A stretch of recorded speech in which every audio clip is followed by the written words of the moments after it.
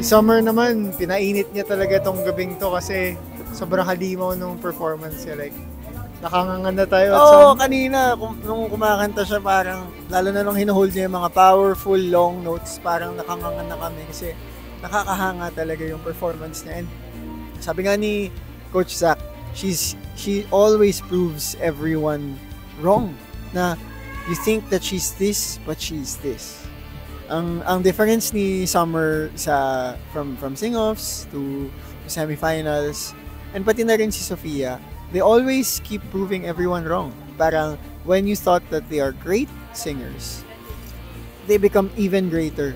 Sobrang ibang klase yung, hindi lang puso pati yung intensity, yung effort, yung nakaka-goosebumps na mga performance. Pataas ng pataas yung level every time.